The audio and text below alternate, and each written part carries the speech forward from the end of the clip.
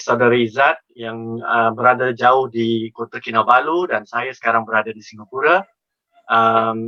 Bismillahirrahmanirrahim. Assalamualaikum warahmatullahi wabarakatuh. Ya, dan salam sejahtera kepada teman-teman yang mengikuti acara siaran ini lewat Facebook dan yang berada di mana-mana lah. Ya. Juga saya mengambil kesempatan ini untuk mengucapkan juga teman-teman selamat berpuasa keesokan hari. Moga-moga bulan Ramadan ini juga memberi kita rahmah supaya semangat membagi dan berbagi itu terus dapat tersempurna. Baik, kalau teman-teman lihat banyak kalau kita nak bicarakan tentang wacana tandingan ini, kita masuk pada Nusantara ataupun slashnya alam Melayu, dunia Melayu. Spesifik malam ini mau saya bicarakan dengan wacana tandingan dalam sfera keagamaan, dan itu juga ada kena-mengena dengan dunia intelektual, dunia kebudayaan dan seterusnya. Ya. Nah, kalau kita lihat di sini Nusantara itu yang dimasukkan, ya, banyaklah makna-maknanya. Ya. Sebenarnya perkataan Nusantara ni pada awalnya ya digunakan dalam istilah Jawa itu segala tanah yang di luar Jawa, jadi dipanggil Nusantara. Ya. Nusa tanah, antara itu adalah air dan tanah ya. Jadi itu dibayangkan dalam Jawa lama, Jawa kuno itu tanah-tanah di luar Jawa ya. Namun begitu juga kalau kita lihat pada teks-teks Melayu, perkataan Nusantara juga sudah wujud. Contoh dalam sejarah Melayu, kalau kita baca versi A. Samad Ahmad, ada perkataan Nusantara malah. Ya, untuk membayangkan rantau ini. Ya, jadi perkataan ini bukan spesifik Jawa juga dan bukan spesifik Melayu saja. Ya. Jadi sudah terapung pemakaiannya. Kemudian kalau kita lihat Nusantara, kalau yang difahami di Indonesia itu adalah tanah besar sebagian daripada negara Indonesia itu. Ya. Jadi negara Kesatuan Republik Indonesia itu adalah daripada Aceh sampai ke Maluku, ya. Jadi itu besar sekali, ya. Jadi dipanggil Nusantara. Tapi kalau di kalangan para budayawan Melayu, sastrawan Melayu, ya, sama ada di Semenanjung, Singapura, di Brunei, ya, di Malaya, di Borneo. Kalau Nusantara itu berarti merangkumi dunia ini, dunia kultural ini. Dan dia bukan spesifik politis tetapi kultural. Jadi sebenarnya Nusantara itu sendiri mempunyai makna secara kultural, secara ekologi, secara ruang politik, ya, yang sebenarnya kita diami hari ini. Ya. Dan dia tentu mempunyai sejarah yang panjang, ya, dengan beberapa lapisan kebudayaan besar. Ya. Ini adalah gugusan arkipelago yang terbesar di dunia malah, ya. Dan tak ada tempat yang boleh menghubungkan timur dan barat tanpa melalui kita, tanpa melalui tempat kita, ya.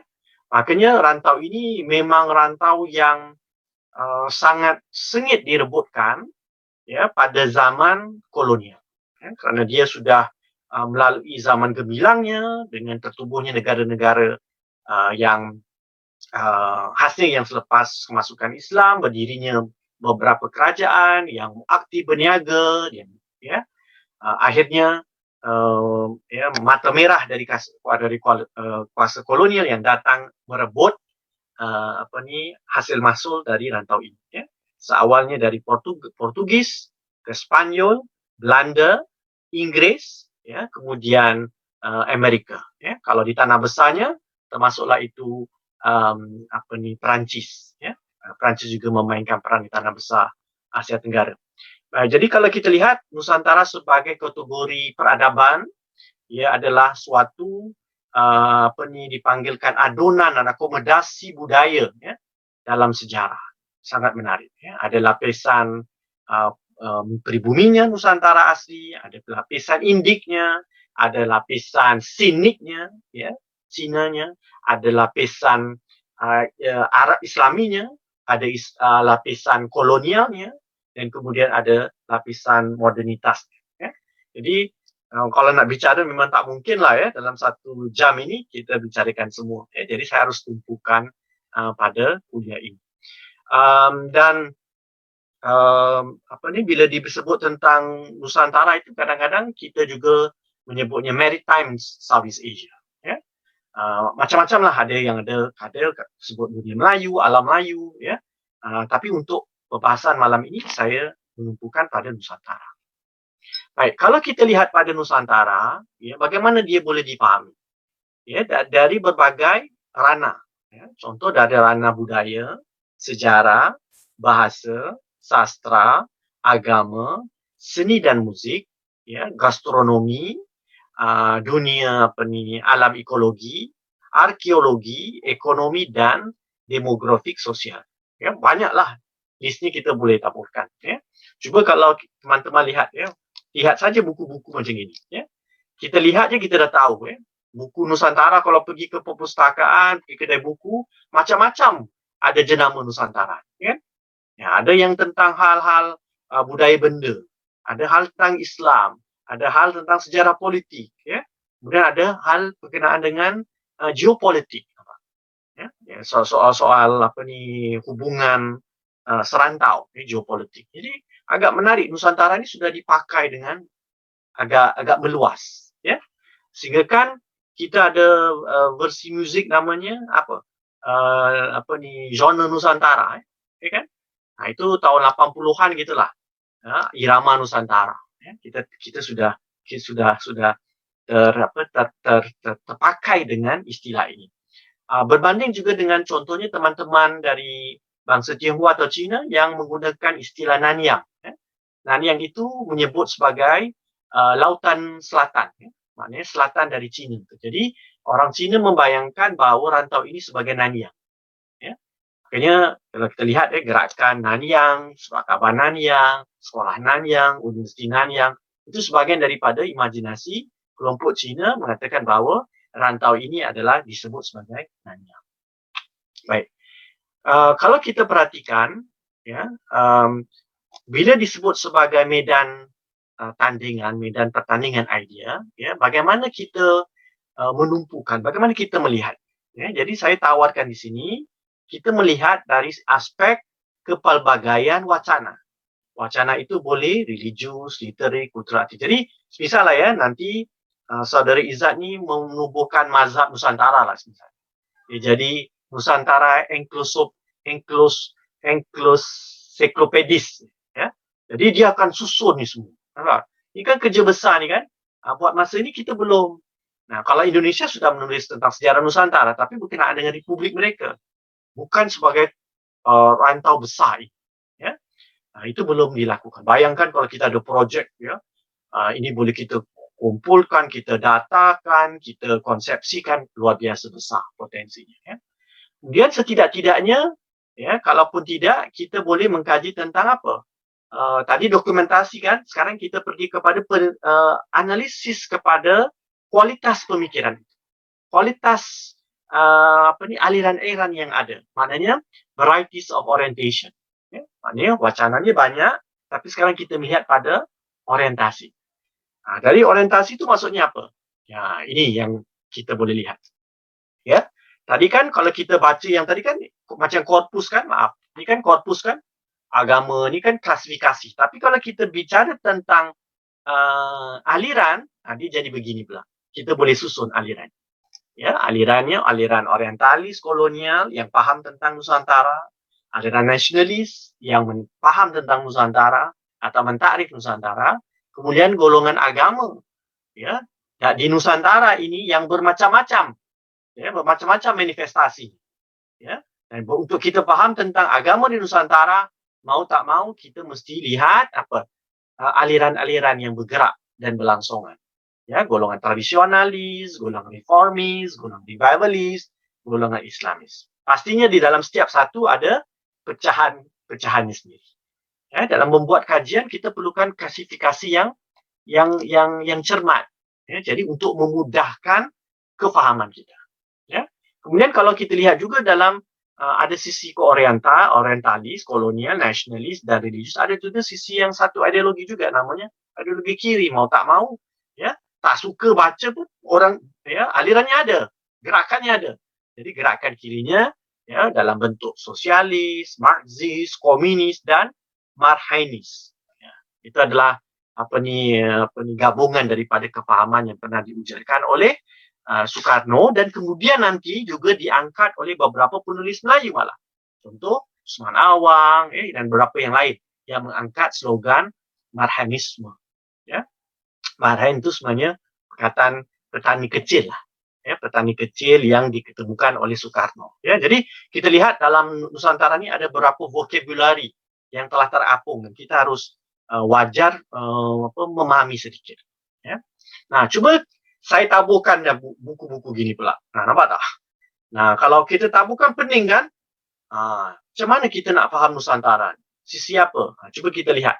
Kalau bukunya ditaburkan depan anda, ya, diperlukan anda memahami tentang apa?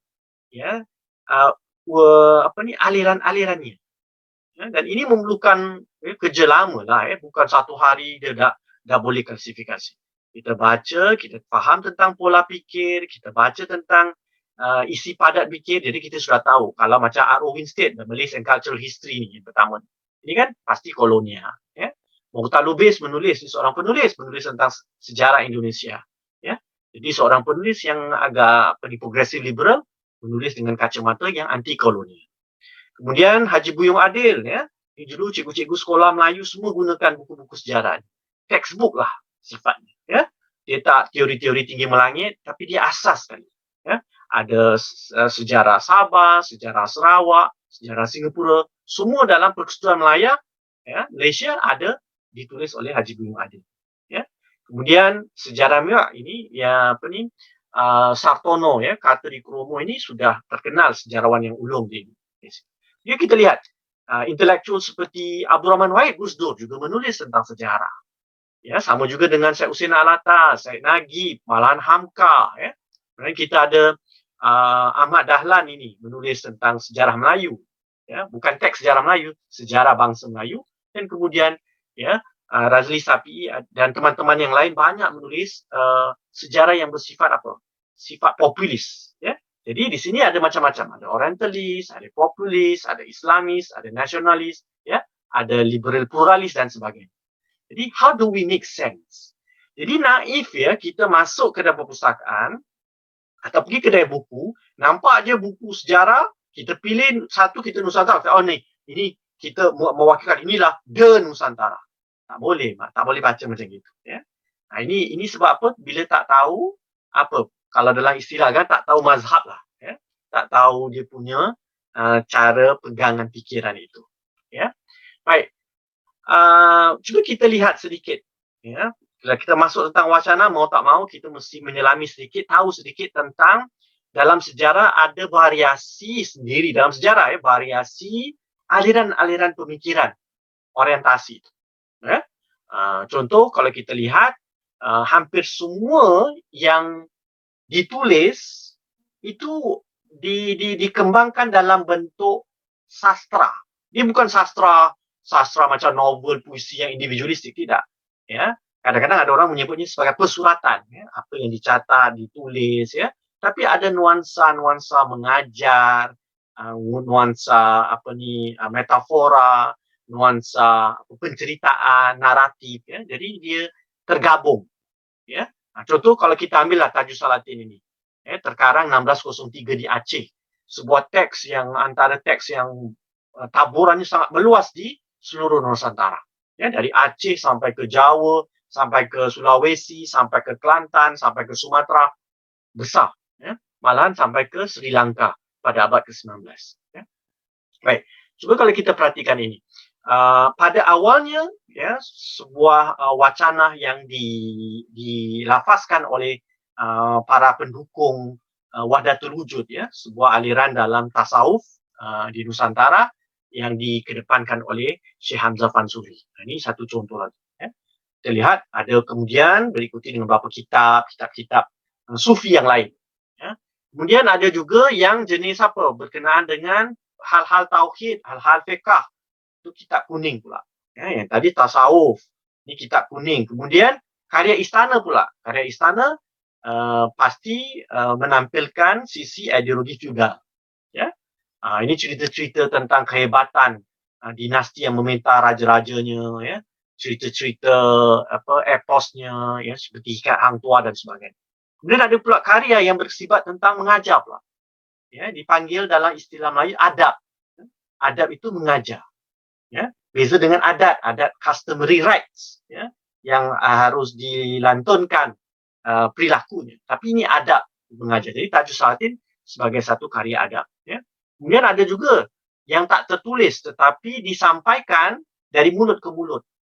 Ya, diwariskan dalam bentuk ingatan, iaitu perbilangan adat, pepatah petitih semua. Semua dalam tradisi orang ini luar biasa besarnya. Ya. Sayangnya kerana kita selalu memberati hal-hal teks bertulis, tetapi kita tidak memberati hal-hal ini. Ya, yang poin ke-6 ini. Dan yang lain-lain, karya-karya kita berkenaan dengan ketukangan, teknologi dan sebagainya adalah beberapa yang boleh kita kembangkan. Tak sehebat, tetapi rata-rata karya-karya ini, ya, tradisi intelektual ini wujud berkembang. Ya. Cuma bila penjajah datang, ada beberapa karya yang terencat sikit. Ya, maknanya dia tak ada lagi, kerana tak ada pendukung, dia terencat, maka dia tak terbangun dengan baik. Nah, cuba kalau kita lihat ni, beberapa karya yang disebut sebagai hikmah, ya, daripada leluhur kita. Ya, kalau di Bugisnya ada Latawa Bugisnya. Ini sangat baiklah, ya, yang telah dikumpulkan oleh Profesor Matulada. Ya. Kalau di Jawa terkenal, ya, pujangga istananya, ya, Ronggo Worsito, ya, orang yang sebenarnya sezaman dengan Raja Ali Haji. Ya, Raja Haji di Riau, Ronggo Worsito di Surakarta. Ya. Kemudian kalau orang Minangkabau, macam juga dengan Melayu, ada pepatah petitihnya, Tambo Minangkabau.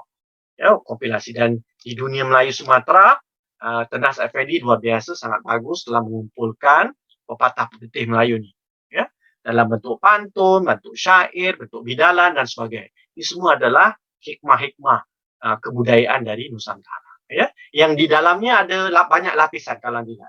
Ya, lapisan pra-Islam, lapisan Islam dan lapisan waktu kolonial datang, ya, modernitas yang baru. Ya. Baik, kalau kita lihat tadi, ya, ini sama juga aliran-aliran ini yang lebih tinggi lah. Ini dah teks-teks yang kalau kita panggil karya-karya muktabar lah dalam pengajian Melayu. Ini mesti komplit kena baca lah. Ya. Kalau satu masuk pengajian Melayu, mesti komplit ni. Tak baca tak sah lah. Ya. Ini antara karya. Ya. Jadi maknanya berbagai-bagai. Ya. Jadi dalam berbagai ini, teman-teman, saya syorkan supaya kita membuat klasifikasi tentang aliran. Aliran tu maknanya streams of thought. Ya. Jadi kita boleh bagikan aliran apa? Aliran sufi, kemudian aliran feudal, dan aliran humanistik. Ini 3 aliran ini rata-rata. Kalau siapa nanti nak tambah 1, 2, 3 silakan. Tapi buat masa ini yang saya nampak, banyak karya-karya kita dalam 3 aliran besar. Ya. Baik, ini saya dah sebut, dan kalau kita tambah satu lagi, itu aliran apa? Aliran folklore. Ya, aliran rakyat.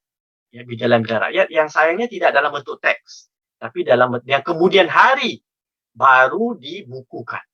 Ya, apapun saya rasa kita harus menjenguk sedikit tentang ini sebab ada yang tak terujar dalam bentuk teks. Contoh begini, ada bidalan rakyat Melayu menyebut Raja Adil, Raja disembah, Raja Zalim, Raja disanggah.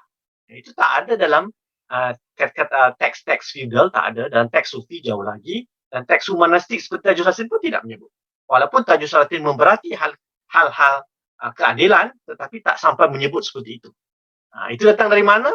Itu datang daripada ujaran nenek moyang Melayu Nusantara. Ya. Baik, sekarang kalau kita lihat pula, kita dah yang zaman dah berlalu. Ini supaya kita lihat hari ini pula, supaya kita baca tentang wacana yang ada di Nusantara. Ya, dia boleh sebahagiannya yang tadi intelektual tradisi yang lalu, yang lepas, ataupun ini kita boleh masuk sekarang yang lebih banyak, yang melambak, ya, yang melambak kita boleh nampak sekarang.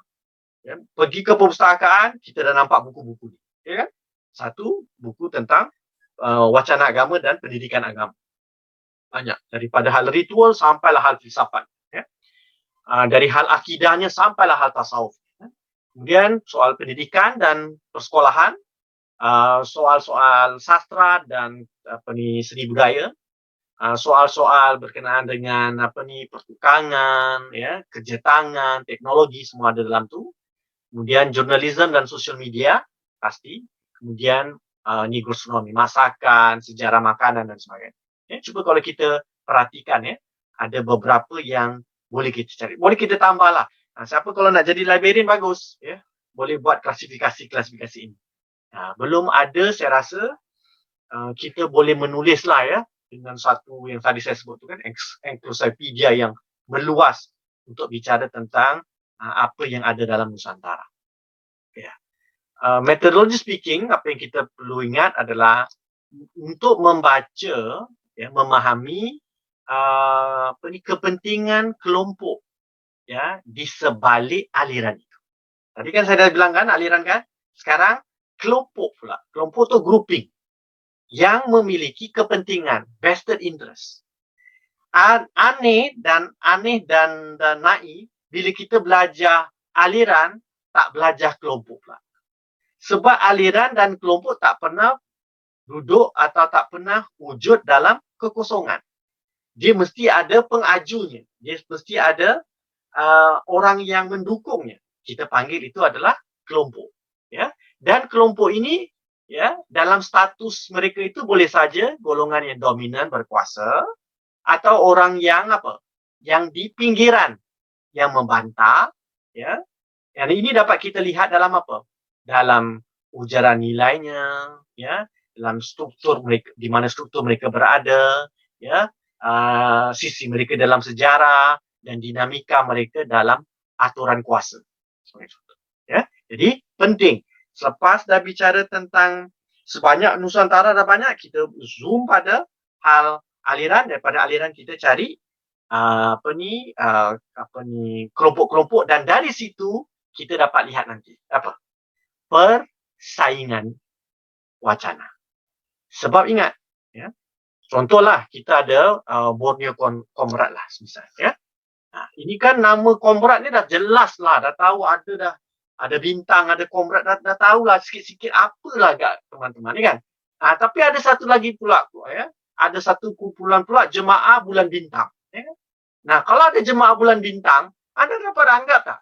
Mungkin tak dia dengan Borneo Comrade yang satu bintang ni ada kemungkinan, ya. Ya, dia tak panggil dirinya Comrade, dia panggil dirinya Jemaah, ya? Jemaah Bulan Bintang, ya kan? Ada satu, ya.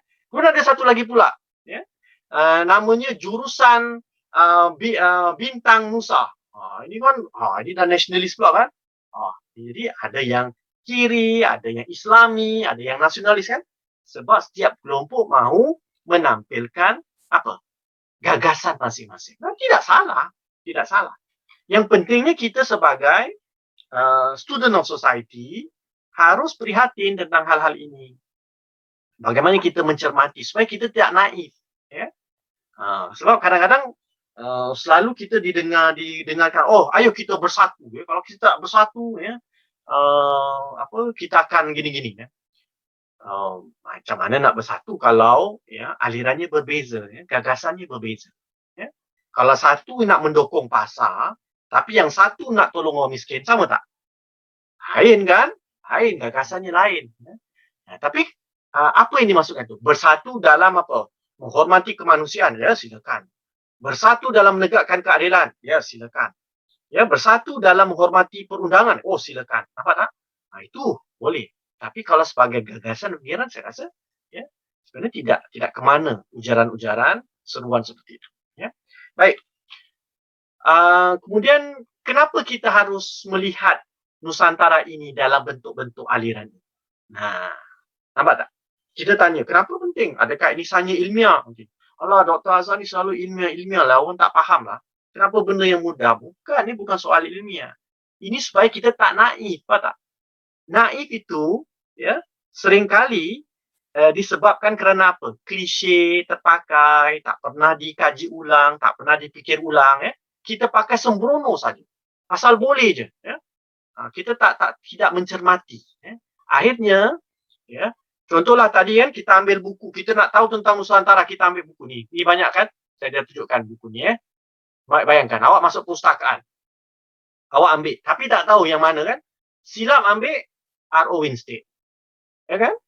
Nah, R.O. Winstead dia memang orang kolonial, rajin, banyak menulis. Tetapi perspektifnya itu adalah perspektif dari apa? Dari sarjana kolonial. Waktu zaman British memerintah. Ya kan? Ada sisi-sisinya yang dipanggil Orientalism. Ya kan? Yang melihat dunia timur dengan segala sisi yang rendah dan sisi yang eksotik. Nampak tak? Nah, itu ada dipanggil apa? Cultural essentialism. Ya, meletakkan dunia timur ya, sebagai sesuatu yang mutlak, ya, tidak boleh berubah dan mempunyai ciri yang mutlak dan seringkali ciri itu yang negatif. Nampak tak?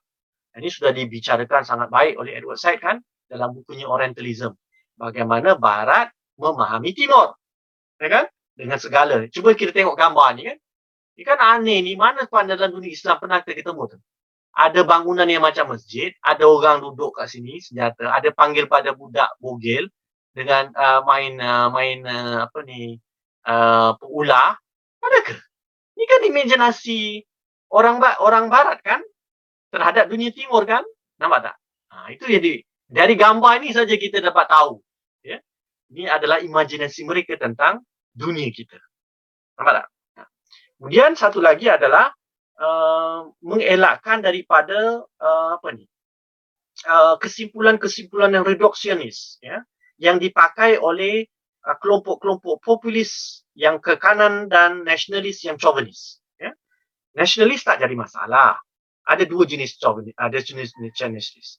Nasionalis yang defensif, iaitu menegakkan hak mereka, dan nasionalis yang yang triumphalist. Yang defensif tak jadi masalah. Yang triumphalist itu menjadi masalah. Kerana mengatakan hanya dia yang berhak dan orang lain tidak. Itu triumph, ya, triumphalist. Ini kita harus hati-hati bila bicara tentang buku-buku ya yang mengatakan mau mengangkat Nusantara, mau mengangkat Melayu, mau mengangkat ya dunia di sebelah belahan sini. Jangan-jangan ada dengusan-dengusan itu. Ya, kita harus perhatikan. Kemudian adanya mengelakkan retorika ya kelompok yang mengangkat ya utopianisme ya dan puritanisme agama. Ada agenda ya pemurnian yang luar biasa total ya. Semua salah ya. Semua salah, semua kurafat, semua jahat, semua sekular, semua Nusantara itu un-Islami gitu-gitu dah. Itu ada yang macam gitu pula. Ya. Sampai main muzik dah tak boleh, sampai gitu. Ada macam-macam lah. Ya, banyaklah kita boleh ketemukan.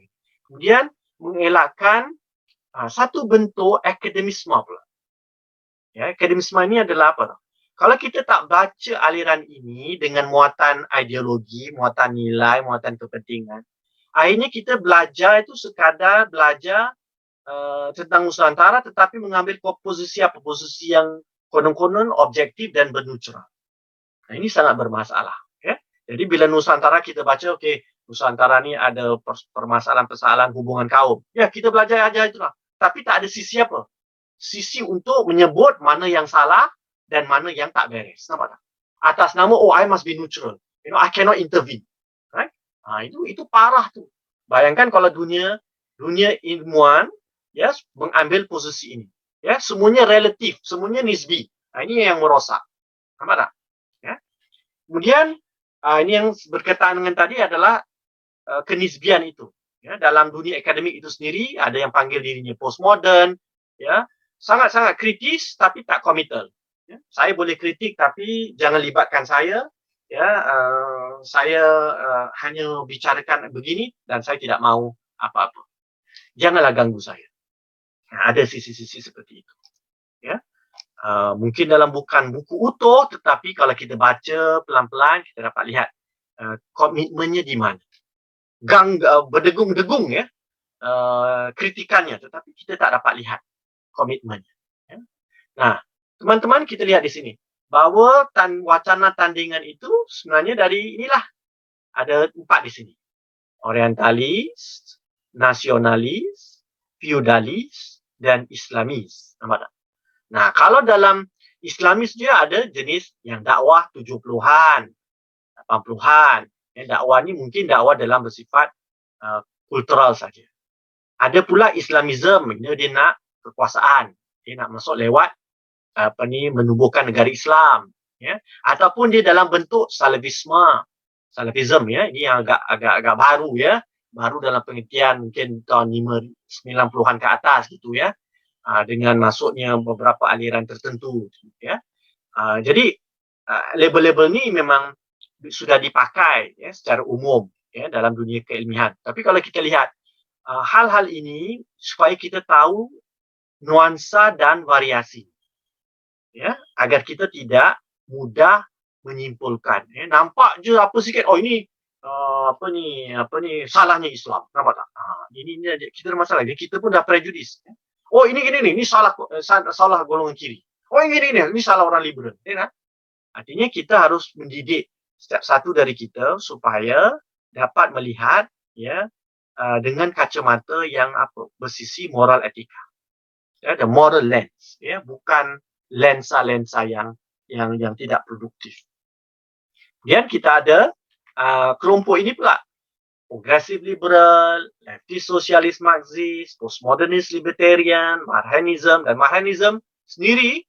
Nah, kalau saya kumpulkan, saya boleh buat perbezaan tentang liberatif rakyat, tentang mesianik ni nak selalu cari Ratu Adil, Imam Mahdi, ya, Hang Tuah akan timbul, gini-gitu. Ataupun magico martial mysticism, ni pecah silat yang boleh terbang-terbang pula, nampak tak? Masih rakyat tapi ada geng gini, tak? Pecah-pecah silat ni semua. Ya. Jadi memang ada, kalau kita duduk pelan-pelan, kita catatkan, ada macam-macam aliran dalam masyarakat. Inilah Nusantara kita kan. Nah, Nusantara itu, jadi kita nak memahami Nusantara bukan mudah saja. Ayo kita kembali kepada menguatkan Nusantara. Macam mana? Ya? Dan di mana situsnya? Di mana tempatnya ia bergerak? Bagaimana ia menyelah? Dalam dunia politik, dalam dunia seni budaya, dalam dunia agama, dunia bahasa, dunia mass media dan dunia pendidikan dan seterusnya. Tahu tak? Bila kita tahu pemetaan ini, kita dapat carinya dalam beberapa ranah lain. Sites dipanggil. Ya? Baik. Cuba kalau saya masuk hari ini, petang ini, malam ini, hanya bicara tentang orientasi keagamaan pula. Ini dah lebih menjurus kan? Tadi kita dah pergi besar-besar, kita kuncuk. Ini kita dah terus masuk kepada orientasi keagamaan. Cuba kita lihat di sini. Banyak. Ya. Tradisionalis. Ya. Ini golongan yang dominan lah. Ya. Dalam pengertian yang percaya kepada kitab muktabar. Ya. Yang soal-soal keagamaan yang sudah diputuskan, sudah dianggap sebagai mapan dan sah, ya, sahih itu tidak lagi dipersoalkan, ya, tidak perlu ada pembaharuan. Berbeza dengan golongan reformis, ya, yang mengatakan bahawa perlunya ijtihad dan bukan taklid, ya. Kemudian golongan revivalist, ini Islam kebangkitan tahun 70-an ke atas, ya. Dulu medannya antara tradisionalis dan reformis. Kadang-kadang orang sebut kaum muda, kaum tua, gitu kan? Tapi bila revivalist datang, ini kumpulan apa pula ni? Ya kan? Ini ada new actor pula, ya kan? Dan pada masa yang sama, seperti kita lihat hari ini, rencamannya lebih luar biasa. Alih-alih ada satu kelompok sufi baru keluar. Nampak tak? Dulu sufi dalam perut tradisionalis. Sekarang ada sufi kelas menengah yang di kawasan bandar pula. Yang tampil, ya, dia identifikasi diri mereka sebagai kelompok sufi. Begitu juga dengan kelompok salafi yang muncul daripada beberapa aliran Islam dari Asia Barat masuk ke rantau ini lewat pendidikan dan hubungan keagamaan dari Nusantara dan negara Arab. Ya, kemudian yang liberal humanis, ya, itu sebenarnya mungkin pancangan daripada orang-orang reformis ataupun mungkin orang tradisionalis yang sudah tercerah, ya, tercerah dalam pengertian itu, masuk dalam liberal humanis. Nampak tak? Ini kan luar biasa kan? Ini Izzat boleh tak tulis esei ni macam gini? Lenguh kan? Lenguh ni kalau nak mengajar ni, ya. Jadi aliran-aliran ini sangat penting untuk kita fahami bahawa dalam medan keagamaan saja dia bukan simple, ya. Dan seringkali kita punya lensa apa? Lensa kita partai politik kan? Islam kita apa? Islam kita Islam UMNO atau Islam PAS, ya kan? Itu naif gitu ya. Itu sebab kita sudah dididik oleh media massa, ya. Walhal ya, kalau kita nak faham tentang pemahaman Islam, itu lebih baik dilihat pada aliran-aliran pemikiran, ya. Baik. Kemudian kita masuk di sini. Wacana Islam yang ada kita masuk, kalau kita lihat antara tradisionalis dan reformis tahun 1900 sampai mungkin tahun 1950, mereka masih lagi berdebat. Tapi bila tahun 70 timbullah satu gerakan dakwah namanya Kebangkitan Islam, ya. Satu gerakan untuk menjadikan Muslim yang lebih baik, ya. Dan itu slogannya antara adalah, ya, kembalilah kepada Quran dan hadis, kembalilah kepada salaf, ya kan? Dan ini seringkali mempunyai hubungan, ya, pemikiran yang datang dari Mesir, Jazirah Arab ataupun Iran. Ini waktu itu ada 3 player besar. Ikhwanul Muslimin, ya, Jazirah Arab Saudi khasnya, dan kemudian dari Iran, yaitu daripada pemikiran Ali Syariati dan teman-teman lain. Tapi jangan lupa ada satu lagi kelompok, ya, yang besar, yaitu daripada benua kecil India, ya, yaitu India dan Pakistan itu sendiri, ya, kerana mempunyai dampak besar pemikiran Islam di sana, ya, khasnya dibawa oleh Maududi, ya, kepada dunia Islam di belahan sini, ya. Jadi revivalisme itu, ya, kebangkitan Islam itu berlangsungan di saat masyarakat kita sedang melalui proses modernisasi, ya, pemodernan, ya. Dan waktu itu juga pemapanan Islam tradisionalis dan juga ada golongan Islam reformis. Ya, jadi ada 2 player ni, reformis dan tradisionalis. Jadi mereka orang muda baru masuk. Khasnya yang masuk ni mula-mula adalah daripada teman-teman dari kampus sebenarnya, ya, kampus-kampus universiti, ya. Dan mereka bukan dari pengajian Islam pondok-pondok, bukan, ya. Yang pondok-pondok tu semua Islam tradisionalis sebenarnya, ya. Jadi yang revivalis ni daripada kampus sebenarnya. Cuba nanti baca buku Puan Zainal Anwar, ya. Zainal Anwar sangat baik tentang gerakan pemudi-pemudi Islam di kampus-kampus, ya, di Malaysia. Kemudian zaman itu juga adalah zaman, ya, perubahan yang agak sengit dalam sosioekonomi, budaya dan politik, ya. Dan yang penting juga adalah faktor luaran. Faktor luaran itu adalah Arab Saudi tahun 70-an, 80-an sudah menjadi sebuah negara yang kaya dan mula mengekspor ideologi. Dia bukan saja mengekspor petrolnya, tetapi juga mengekspor ideologi Wahabi, ya. Dan di Timur Tengah ada persaingan antara Saudi Wahabi dan Syiah Iran, ya, untuk mengkedepankan. Hari ini kita lihat dalam dunia Islam ada satu lagi tambahan, ya, yang memainkan peranan untuk menampilkan Islamnya mereka, yaitu Turki, ya.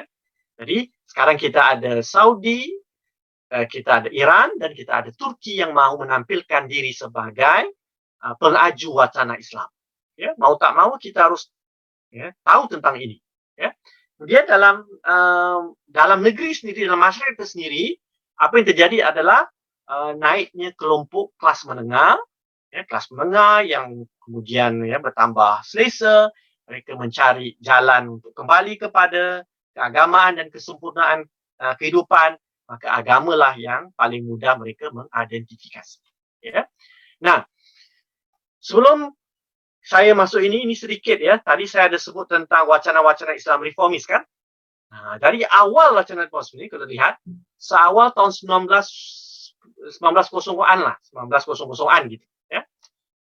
Ini antara di Jawa, Islam sosialisme dengan Islam kalau saya sebut ini, Islam komunis, ya. Yaitu adalah dari Cokro Aminoto dan Haji Misbah. Haji Misbah dengan gerakannya Damai Islam Bergerak. Ya, dan hari ini kita tahu teman-teman anak-anak muda di Jawa Timur ada satu gerakan dipanggil Islam Bergerak. Agak menarik, ya, yang dipimpin oleh Roy Murtado dan Al Fayed, ya, di Jawa Timur sekarang. Ya, tapi tak ada kena-mengena dengan ini, tapi mereka menggerakkan Islam bergerak itu kerana keberpihakan mereka kepada para petani yang terpinggir dan tertindas. Mungkin teman-teman Borneo Comrade mahu mengenali mereka. Sangat menarik. Mereka ada publication, mereka ada kursus malahan saya nampak online. Ya. Jadi kelompok dari awal ini Islam yang jenis berpihak kepada rakyat terbanyak. Ini sebenarnya yang sebelum Salafi masuk, sebelum Islam revivalis masuk, ini yang dulu sebenarnya. Ya. Dan kemudian satu jenis Islam yang masuk pula daripada pengaruh Muhammad Abduh. Ya, Muhammad Abduh iaitu Islam reformis, ya, dan ini sangat mempengaruhi Syed Al-Hadi di Melaya. Ya, dengan terdirinya sebuah majalah Al-Imam di Singapura 1906. Ya, dan itu agak menarik, dan Syed Al-Hadi menubuhkan madrasah, menubuhkan penerbitan. Ya.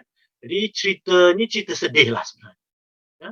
Cerita yang kita agak tabik dada kerana reformis kita agak awal, tetapi ceritanya pun cerita sedih sebab mereka juga ya, tak boleh menggempur ya kubu pihak tradisionalis yang mapan, ya, yang mendapat dukungan daripada pemerintahan kolonial waktu itu, ya, pemerintah negeri-negeri Melayu, negeri raja-raja Melayu dan kolonial. Ya. Jadi ini kemudian lepas perang ilmuwan pula masuk. Ya kan? Kalau kita lihat ni semua aktivis kan, nampak tak? Ilmuwan pula masuk. Syed Hussein Alatas antara terawal, ya, zaman mudanya telah menulis di Belanda majalah namanya Progressive Islam. Ya, bagus makalah-makalahnya itu. Nanti satu hari mungkin akan terbit lah saya rasa. Dan tapi kalau di Singapura saja dan di Malaysia, di Melaya, Syed Hussein dah menulis banyak, ya, esei-esei ni. Kita tengok, kita dengan Islam tumbuh tidak berbuah. Wah, itu kan pedas itu kan, ya. Jadi ini adalah banyak esei-esei kritikan. Ini kalau Izzat kalau ni buat kajian Zabah mesti baca ni, tak boleh lari daripada ni. Ya. Kemudian Nurhalis Majid, dia seorang lagi ilmuwan di Malaysia, di Indonesia selepas zaman kemerdekaan. Ya. Yang mengangkat obor Islam kemanusiaan. Dia memang daripada Islamic Studies, ya, didikan Gontor, ya, tetapi mengibarkan Islam reformis kemanusiaan. Berbeza dengan Syed Hussein, seorang ilmuwan latihan Amsterdam. Ya. Nah, cuba kalau kita lihat pula Islam yang berjenis tradisionalis. Ya, sebab itu saya suka tunjukkan imej-imej buku ni. Ya. Satu adalah sebagai orang yang selalu beri kuliah tentang pemikiran, idea saya itulah untuk berbagi tentang buku-buku supaya kita rajin membaca, betul tak? Rajin membaca. Kalau kita tak membaca, kita tak akan dapat memahami dengan baik. Ya. Dan saya faham, ya, kita buku ni mahal. Jadi kalau beli, boleh berkongsi dengan teman-teman. Saya pasti golongan teman-teman di Borneo Comrade ni ada berbagi buku, ya. Beli satu buku, kemudian pass around lah. Boleh baca kalau buku ni mahal. Kalau tidak, pinjam di perpustakaan. Ya. Baik, ini lihat Islam gerakan tradisional. Ya kan? Nah, ini selalu dalam ada yang biasa-biasa saja, ada yang agak anti barat, anti moden, ya. Ada yang lebih pada hal-hal keilmiahan, ya. Yang dua terakhir ni lain pula. Ini dari Kiai Muhammad Hussein. Ini Islam tradisional yang kalau dalam istilah saya boleh gunakan neo-tradisionalis.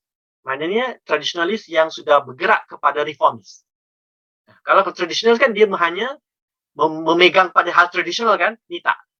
Mereka sangat aktif untuk menjungkar balik. Ini sekarang gerakan ini agak kuat juga di Jawa. Ya? Di tempat Melayu, maaf saya tak nampak sangat. Ya? Kalau tempat Melayu, Islam tradisional ni yang kuat itu adalah yang macam sufi-sufi gitu. Ya?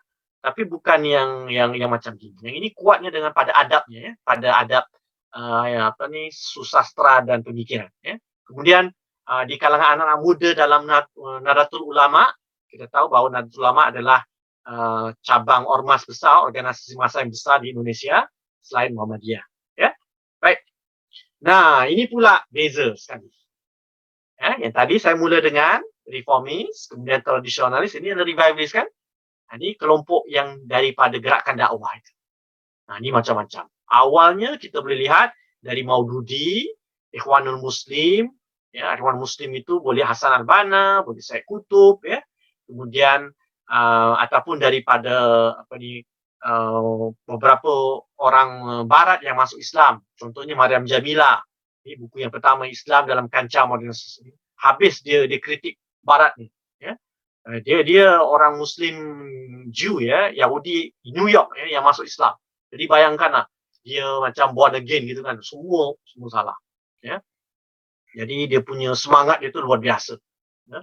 Jadi kita baca pun kita kata mana dia datang ni, ya, ya. Semua salah, ya. Jadi sentimen anti Barat itu luar biasa, ya. Tapi akhirannya bila kita baca ni ada yang suka, ni bagus ni, kritik Barat bagus. Orang Barat dah kritik Barat, ya. Kita dah suka orang Barat kritik Barat, ya. Kerja kita bukan nak kritik Barat, kerja kita adalah untuk memulihkan keadaan kita, ya. Ya, kadang-kadang kita terlalu angkuh, ya, nak kritik Barat. Sebab bila kritik Barat kita dah rasa sedap lah, ya, Islam menang, ya. Itu cerita cerita orang tak ada tak ada keyakinan diri, ya. Ya.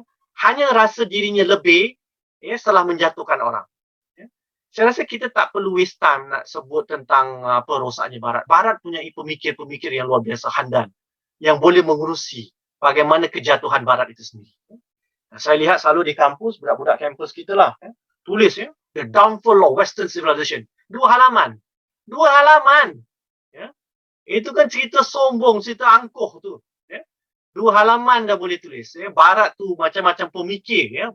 Berjilid-jilid buku dia nak menerangkan tentang kerosakan peradaban mereka, ya. Biarkanlah mereka urus, ya. Yang kenapa tak nak urus bicara tentang kerosakan peradaban kita? Siapa yang telah menulis perosakan, ya? Syakib Arslan tu dah menulis. Jamaluddin Afghani dah menulis. Muhammad Abduh dah menulis. Nampak tak? Ya, ini banyak pemikir-pemikir Islam yang besar-besar, banyak dah menulis. Tapi yang itu tak nak baca pula. Ya, yang nak dibaca tu yang anti Barat. Ya, jadi dalam gerakan ini kita dapat lihat, ya. Kemudian di Malaysia itu kita tahulah, ya, Angkatan Belia Islam, ya. PAS juga sebuah parti Islam tradisional yang juga bergerak lama-kelamaan kepada Islam yang lebih revivalist, ya. Saya sebagai pemetaan saja. Maknanya ada kelompok-kelompok ini dalam pemahaman keagamaan kita, ya. Baik, cuba menarik, ya, kalau kita lihat apa sebenarnya terjadi waktu kelompok ini timbul, gerakan dakwah ini timbul. Bila pertama kali timbul, ni agak menarik, ya. Ini cerita, dan saya saya dibesarkan tahun 70-an, ya. 70-an tu saya dah nampak. Saya dah nampak mula-mula benda-benda, ya.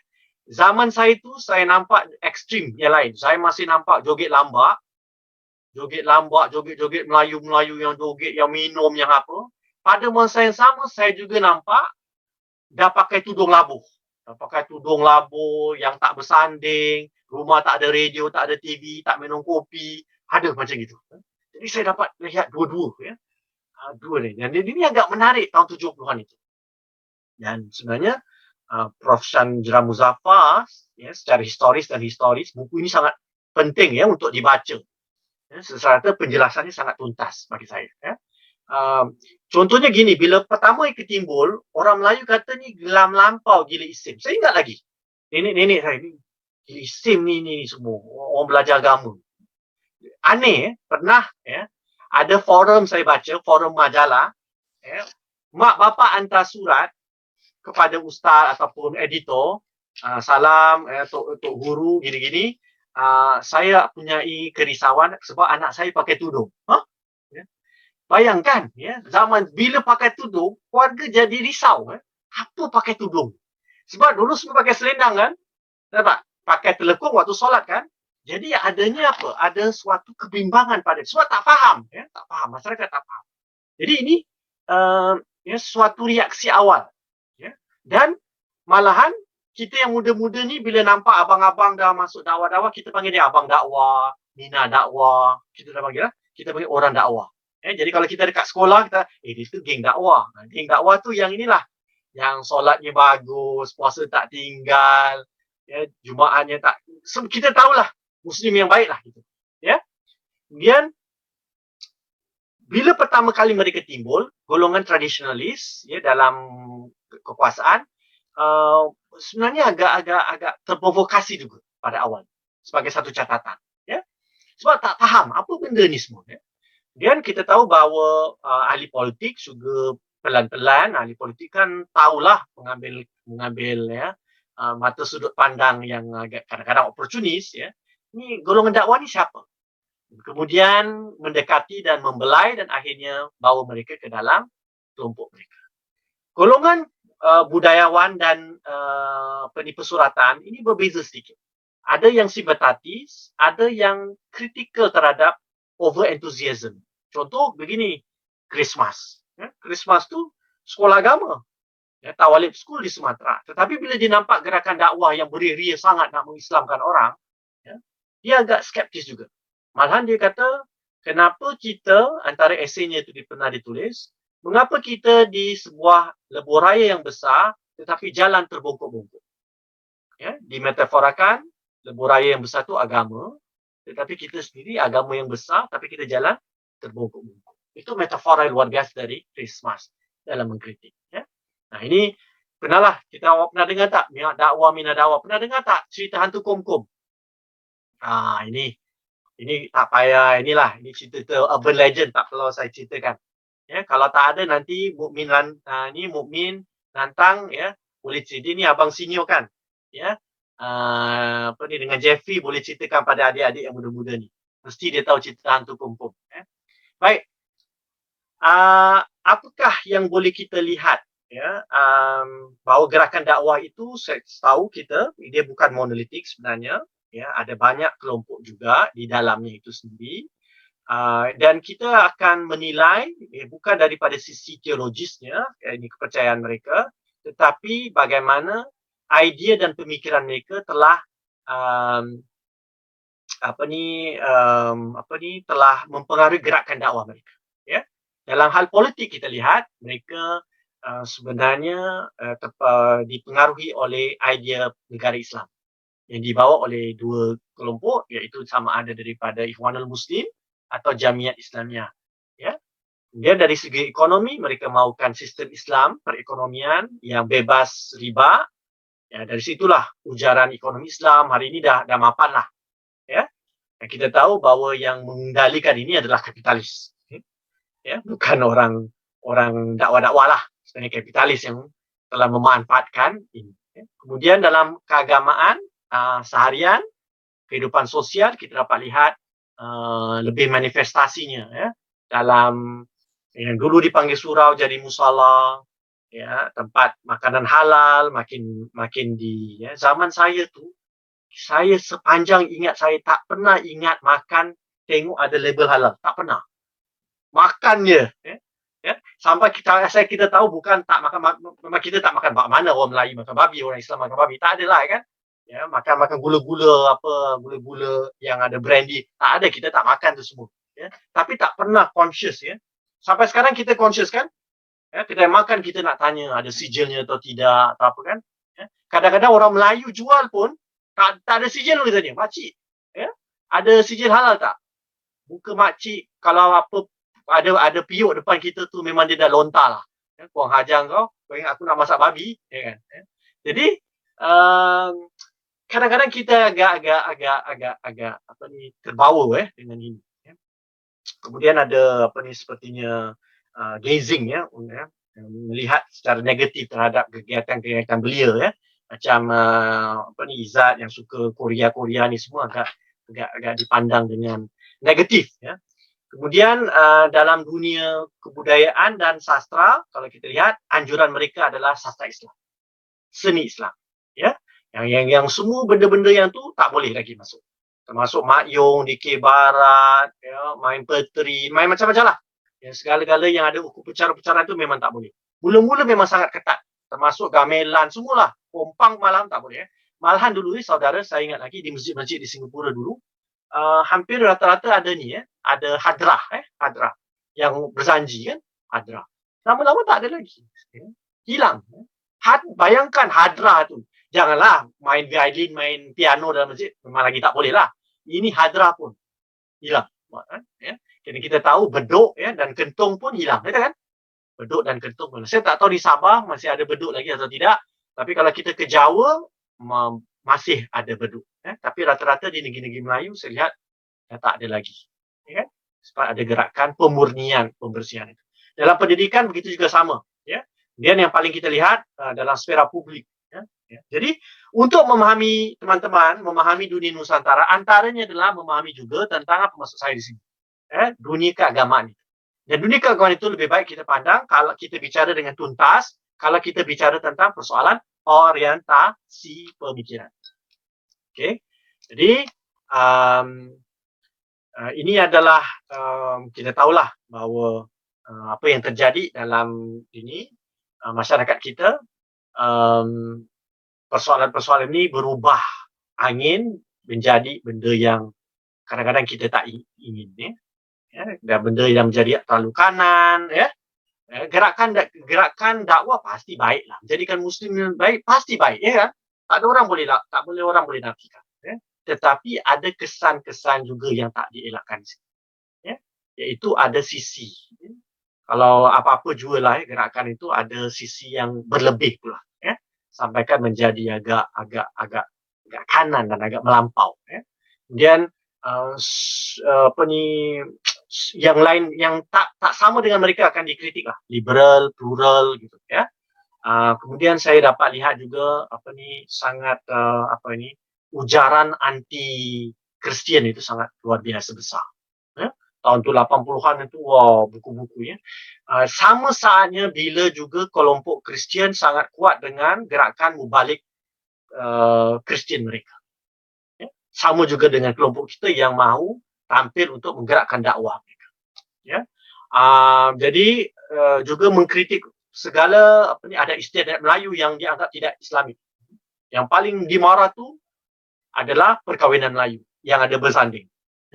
Sebab bersanding itu dianggap sebagai legasi Hindu Buddha. Saya tak tahu dari mana mereka dapat tu. Kesimpulan tu agak aneh.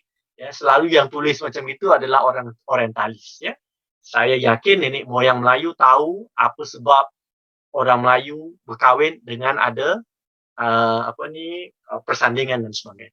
Kita jelas tentang kita dari masa. Kemudian adanya religious policing seperti Hizbah, iaitu yang masuk ke dalam sfera pribadi, kemudian boleh tangkap, boleh gitu-gitu. Ini zaman yang agak pancaroba ya. Kerana tak pernah dilalui oleh masyarakat Melayu atau Nusantara. Kita dapat lihat retorika anti Barat, saya termasuk anti Barat, anti Kristian, anti religionis, dan selalu anti Zionis juga menjadi anti Yahudi. Tak dapat membezakan juga dengan Zionisme dan Yahudi sebagai agama. Kemudian anti intelektualisme, ini yang paling senang kita nampak. Daripada mana? Daripada tulisan-tulisan. Contoh makalah-makalah kecil macam ini, 2-3 halaman kecil, bukunya Islam is simple, paling-paling itu berkenaan dengan begini begitu, dan ujungnya selalu kiamat akan tiba. Bila baca semua orang takut, kan? Bila harus mendirikan negara Islam, ujungnya kiamat akan tiba, siapa tak takut, kan? Begitu begini akhirnya sikap anti intelektualisme ini tidak membenarkan adik-adik, abang-abang, kakak-kakak di kampus untuk membaca dengan lebih cermat, membaca dengan lebih gigi. Sebab sudah ada jawapan. Tak perlu disoalkan kerana jawapannya sudah jelas, iaitu kembali kepada Islam, versi yang mereka tanggapi sebagai benar. Kemudian kita tahu jugalah, ini saya tak mahu masuk, ini berkenaan dengan bagaimana kelompok penguasa berdepan dengan kelompok ini.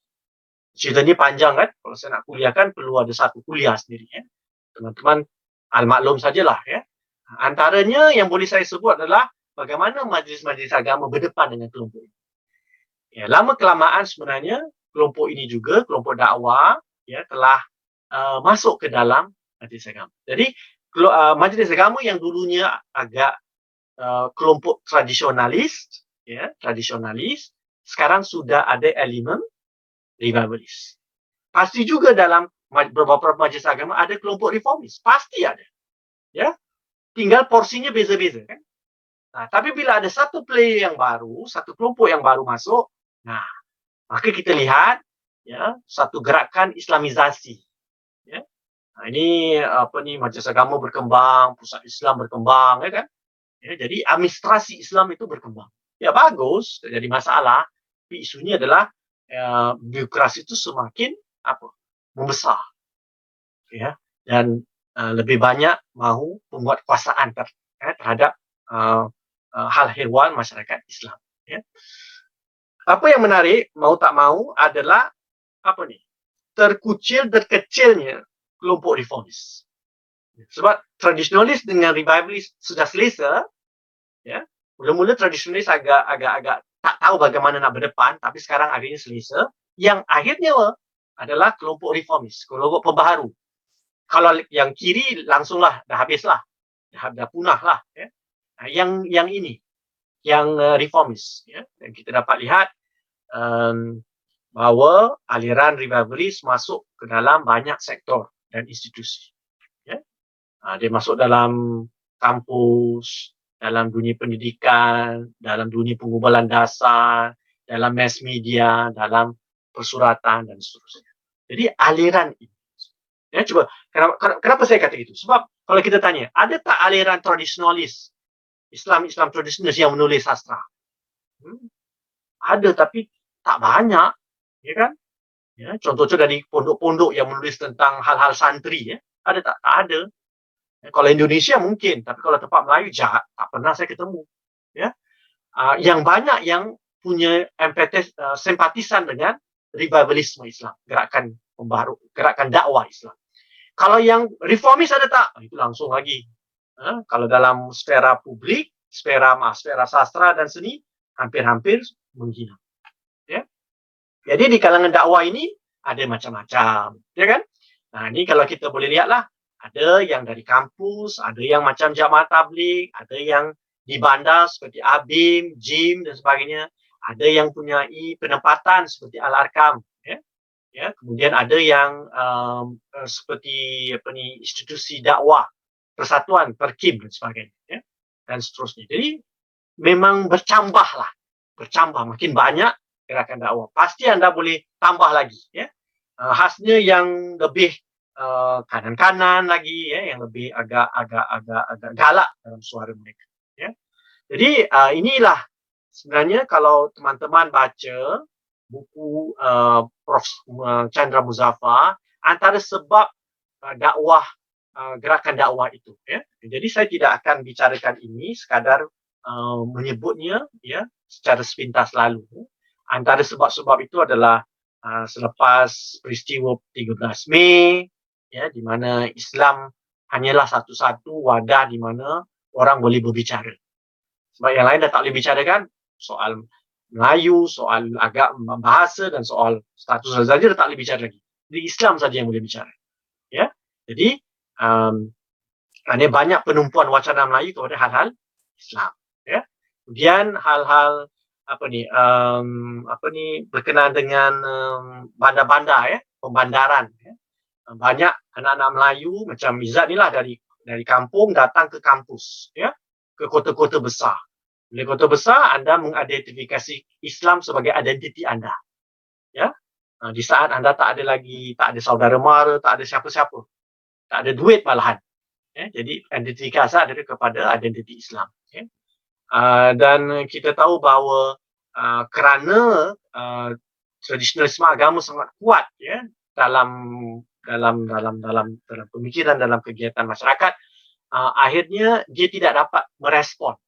Kerana tak dapat merespon, ada alternatif baru datang, iaitu golongan dakwah revivalis. Nampak tak? Nah, ini kan hal-hal historis dan sosiologis yang mesti kita faham. Kita bukan harus saja memahami sebuah fenomena, tetapi kita juga harus memahami kenapa fenomena itu wujud. Satu, kenapa ia bertahan? Apa gagasan yang dibawa? Ya? Dan apa rintangan yang dia hadapi atau apa rintangan yang tak boleh melawan mereka. Nampak tak? Itu kan hal-hal ini. Ya. Ini saya dah sebut tadilah. Ya. sama juga ya dengan pengaruh luar ya. Dan ini inti kepada agenda mereka ya. Gagasan yang mereka bawa, contohnya berkaitan dengan mengutarakan soal tauhid ya, kemudian persoalan-persoalan membasmi ajaran-ajaran yang kurafat, contoh mandi safa, puja pantai, keramat ya, pergi tengok keramat. Ada lagi tak kalau di Sabah, Izzat, ada tak agaknya ya? Puja pantai ada lagi Macam ya masih ada juga lah. ya, mungkin di Kalimantan saya lihat, di Banjarmasin masih ada lagi, tapi rata-rata saya rasa kalau di kota-kota besar, di Singapura ya, di Malaysia dah tak ada lagi ya. Kalau di luar bandar mungkin ya. Dan beberapa yang malahan talqin kenduri arwah, kadang-kadang yang sekarang pula ya lebih agak Maulud Nabi malahan ya, ya tidak digalakkan lagi ya, sebab tidak mengikuti, dianggap sebagai bid'ah sebagai contoh ya. Kemudian paradigma mereka adalah syariah sebagai satu paradigma yang total ya. Khalwat ya, itu antara perpisahan lelaki dan perempuan, khalwat yang ya anda boleh ditangkap khalwat lah ya, kalau lelaki bukan muhrim ya dengan perempuan ya bersamaan ya dalam tempat yang agak mencurigakan ya. Kemudian persoalan-persoalan tudung, persoalan makanan ya, begitu-begitulah ya. Dan seterusnya dan pada tahun 70 80 saya lihat anti Kristian ya, lewat-lewat ini anti Syiah ya. Jadi daripada aliran ini, contoh ujaran daripada anti Syiah jarang ada di kalangan tradisionalis. Paling ada pun perbincangan teologis, tetapi bukan gembar-gembur retorik ya, yang menggegah-gegah ya. Reformis pun jarang tentang persoalan ya.